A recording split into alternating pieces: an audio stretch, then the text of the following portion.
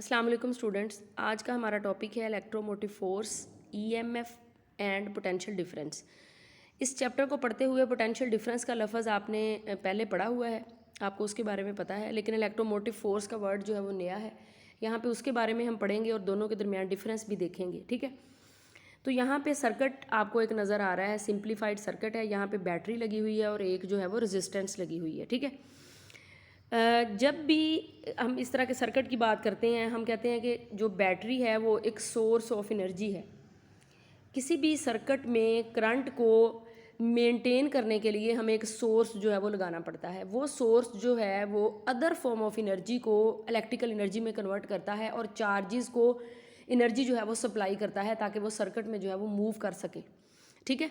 तो यहाँ पे बैटरी जो है एनर्जी सप्लाई करती है चार्जेस को।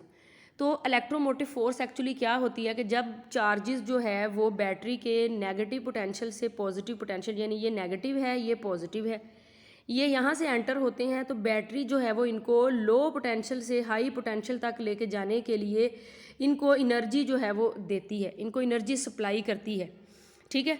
और वही एनर्जी जो है जो आप ये कह लें कि चार्ज को मूव करवाने के लिए from negative terminal to positive terminal, जो source with in the source उसको प्रोवाइड की जाती है बैटरी की जानब से, वही एक्चुअली कहलाती है इलेक्ट्रोमोटिव फोर्स, और जिसकी वजह से चार्जेस जो है वो मूव करते हैं। इसीलिए नाम की वजह से इसको हम फोर्स या न्यूटन की यूनिट में मेजर नहीं करेंगे, नाम में फोर्स आ रहा है, लेकिन एक्चुअली ये एक फॉर्म ऑफ एनर्जी है जो बैटरी चार्जेस को जो है वो प्रोवाइड करती है, सप्लाई करती है, ताकि वो इस काबिल हो सकें कि नेगेटिव से लेके पॉजिटिव तक और फिर सर्किट में जो है वो मूव कर सकें, और वो उस एनर्जी को फिर जो है वो आगे मुख्तलिफ पॉइंट्स पे जो है वो यूटिलाइज़ करते हैं। जैसे यहाँ पे सिर्फ रेजिस्टेंस लगी हुई है, तो रेजिस्टेंस में जो है वो उनकी यूटिलाइजेशन या डिसिपेशन होगी। तो इलेक्ट्रोमोटिव फोर्स को फिर हम कैसे फाइंड आउट कर सकते हैं, E is equal to delta W divided by delta Q, यानी energy supplied per unit charge, जो कि सोर्स जो है वो उनको सप्लाई करता है लोअर पोटेंशियल से लेके हायर पोटेंशियल तक जाने के लिए, और इसको हम यानी यूनिट लेते हैं जाउल पर कोलम, यानी वोल्ट की यूनिट जो है वो लेते हैं, ठीक है। फोर्स, नाम में फोर्स का मतलब ये फोर्स नहीं है, बल्कि ये एक वोल्ट, इसका यूनिट वोल्ट ही है, और ये एनर्जी है जो चार्जेस को सप्लाई की जाती है with in the source to move across negative to positive terminal of the battery, ठीक है। उसके बाद अगर हम बैटरी की बात करते हैं, तो बैटरी एक्चुअली किस एनर्जी को, यूजुअली हमने काफ़ी सारे सोर्स जो है वो पढ़े थे चैप्टर के शुरू में, तो बैटरी जो है वो केमिकल, एक्चुअली बैटरी जो है वो क्या करती है, केमिकल एनर्जी को इलेक्ट्रिकल एनर्जी में जो है वो कन्वर्ट करती है, ठीक है। इसलिए जब बैटरी जो है वो वहाँ पे प्रोसेस कर रही होती है, तो वहाँ पे क्या होता है, आपको पता है कि वहाँ पे एक इलेक्ट्रोलाइट सोल्यूशन होता है, इलेक्ट्रोलाइसिस का प्रोसेस हो रहा होता है, जिसमें आयंस जो है वो सेपरेट होते हैं और फिर वो मूव करते हैं, बैटरी जो है वो उनको एनर्जी देती है। Then with in the cell भी एक फॉर्म ऑफ रेजिस्टेंस जो है वो मौजूद होती है, यानी एक किस्म की resistance with in the cell मौजूद होती है, यानी बैटरी के नेगेटिव और पॉजिटिव टर्मिनल के दरमियान जो इलेक्ट्रोलाइट सोल्यूशन है, वहाँ पे जो चार्जेस को आयन को मूव करने के लिए जिस रेजिस्टेंस का सामना करना पड़ता है, वो रेजिस्टेंस जो है वो इंटरनल रेजिस्टेंस जो है वो कहलाती है, internal resistance of the cell. Cell मतलब बैटरी, ठीक है, सोर्स की। ये तो जो पहले हमने रेजिस्टेंस पढ़ी वो तो सर्किट की रेजिस्टेंस है ना, जो एक्सटर्नल रेजिस्टेंस है, ये बैटरी के अंदर की जो है वो रेजिस्टेंस है, ठीक है। जो बैटरी वहाँ पे एनर्जी सप्लाई करती है वो कुछ ना कुछ इंटरनल रेजिस्टेंस में भी यूटिलाइज जो है वो होती है, ठीक है। तो अगर हम यहाँ पे इक्वेशन जो है वो निकालना चाहें कि जो हमारा टर्मिनल पोटेंशियल डिफरेंस है वो क्या होता है और इनके दरमियान जो है वो रिलेशन क्या है, तो यहाँ पे बैटरी लगी हुई है और यहाँ पे हमने लगा दिया है एक वोल्ट मीटर। ये वोल्ट मीटर एक्चुअली हमें टर्मिनल पोटेंशियल डिफरेंस कैलकुलेट करके देगा। जब सर्किट में करंट नहीं होगा तो इस दोनों एंड पे जो पोटेंशियल डिफरेंस ये कैलकुलेट करेगा वो होगा टर्मिनल पोटेंशियल डिफरेंस, ठीक है। और अगर हम देखना चाहते हैं कि इस सर्किट में करंट क्या है, तो अकॉर्डिंग टू द रिलेशन हम ये पढ़ी हुई है हमने relation I is equal to E divided by R। यहाँ पे ओहम्स लॉ में मैं V को E की जगह पे इस्तेमाल कर रही हूँ, क्योंकि यहाँ पे EMF जो है वो बैटरी की EMF है, यानी वो जिसमें हम इंटरनल रेजिस्टेंस भी हमने लेनी है और इसको सारा एनालिसिस करना है, इसलिए हमने यहाँ पे E लिखा है। और R जो है वो सिर्फ R नहीं है, बल्कि R के साथ एक इंटरनल रेजिस्टेंस भी मौजूद है। सर्किट में, एक तो रेजिस्टेंस सर्किट की हो गई ना और एक होगी बैटरी की, तो टोटल क्या कहेंगे हम कि दो रेजिस्टेंस हैं, एक ये रेजिस्टेंस है और एक ये रेजिस्टेंस है, ठीक है। तो इसलिए हमारी इक्वेशन जो है वो यहाँ पे क्या बन गई, ईएमएफ की वैल्यू हमारे पास किसके बराबर आ गई, आई आर। ये वाला जो आई आर है ये कहलाता है टर्मिनल पोटेंशियल डिफरेंस, ठीक है, जो इन दोनों एंड पे ये वोल्ट मीटर जो है वो हमें कैलकुलेट करके देगा कि ये कब ईएमएफ के बराबर होता है और कब ईएमएफ से कम होता है, ठीक है। तो ये आपने ज़हन में रखना है। E इज इक्वल टू, यानी अब आप इक्वेशन लिख सकते हैं ईएमएफ की और टर्मिनल पोटेंशियल डिफरेंस की, we T plus I R, ठीक है। ये आई आर एक्चुअली वो करंट है जो इंटरनल रेजिस्टेंस के थ्रू है, वो पोटेंशियल ड्रॉप आप इसको कह सकते हैं। और ये वाला जो है ये यहाँ पे जो कैलकुलेट करना है इसने, जो बैटरी के दोनों एंड पे है, ये वो है टर्मिनल पोटेंशियल डिफरेंस, और ये बैटरी की जो है वो ईएमएफ है, ठीक है। तो यहाँ पे इन टर्म्स को अच्छी तरह से आपने अंडरस्टैंड करना है कि हर टर्म का मतलब क्या है। अगर बैटरी की इंटरनल रेजिस्टेंस जो है वो ज़ीरो हो जाए, तो अगर यहाँ पे बैटरी की इंटरनल रेजिस्टेंस ज़ीरो हो जाए तो ई जो है, जो बैटरी की ईएमएफ होगी वो टर्मिनल पोटेंशियल डिफरेंस के बराबर होगी, यानी जो बैटरी देगी वही यहाँ पे ये हमें कैलकुलेट करके बताएगा। अगर बैटरी की इंटरनल रेजिस्टेंस ज़ीरो हो जाए तब terminal potential difference EMF of the battery के बराबर होगा। लेकिन जब सर्किट, ये स्विच जो है वो आप बंद कर देंगे, ये स्विच अगर आप बंद कर दें तो आपका सर्किट जो है वो क्लोज हो जाएगा। जब सर्किट क्लोज हो जाएगा तब आपका जो टर्मिनल पोटेंशियल डिफरेंस है वो ईएमएफ से लेस होगा, ठीक है। तब टर्मिनल पोटेंशियल डिफरेंस जो ये हमें वोल्ट मीटर कैलकुलेट देगा करके देगा वो पहले की निस्बत जो है वो कम होगा जब सर्किट ओपन था, ठीक है। कितना कम होगा, वी टी की वैल्यू है, यहाँ से आप कैलकुलेट कर सकते हैं ई माइनस आई आर, तो इतना कम होगा। यानी अगर फॉर एग्जांपल पहले मैंने कह दिया कि ये अगर ज़ीरो है तो फिर तो ये बराबर हो गया, लेकिन अगर ये ज़ीरो नहीं है और सर्किट में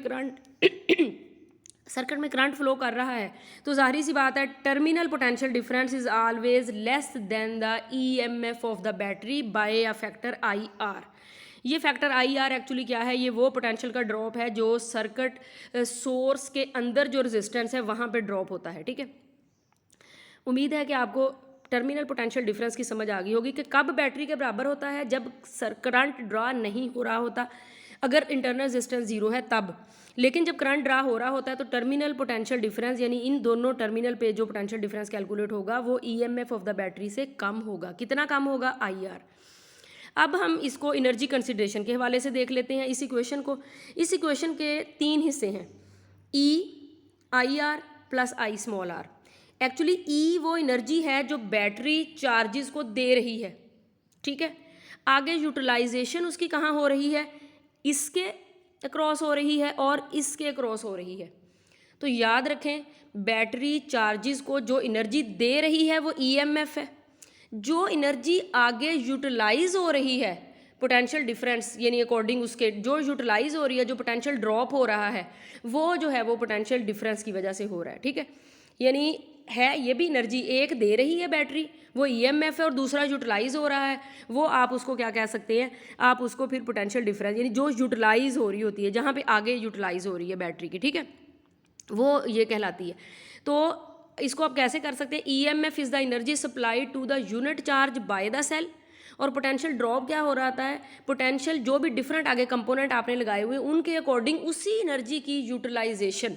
यहाँ पे ये बैटरी दे रही है वीएमएफ है, जो यहाँ पे ड्रॉप हो रहा है और जो यहाँ पे ड्रॉप हो रहा है, जितना ड्रॉप हो रहा है उन दोनों का सम इसके बराबर है according to the energy conservation in the cell. यानी एनर्जी कंजर्वेशन, सर्किट में एनर्जी ने कंजर्व जो है वो रहना है। जो बैटरी दे रही है वो आगे दो जगह पे यूटिलाइज हो रहा है, एक इंटरनल रेजिस्टेंस को ओवरकम करने के लिए कुछ ना कुछ एनर्जी वहाँ पे यूज़ हो रही है, और बाकी जो है वो इस एक्सटर्नल टर्मिनल पे जो है वो यूज़ हो रही होती है। इसको जो है वो हम क्या कहते हैं, एनर्जी कंसिडरेशन, यानी एनर्जी के पॉइंट ऑफ व्यू से हमारी क्वेश्चन जो है वो क्या कहती है, ठीक है।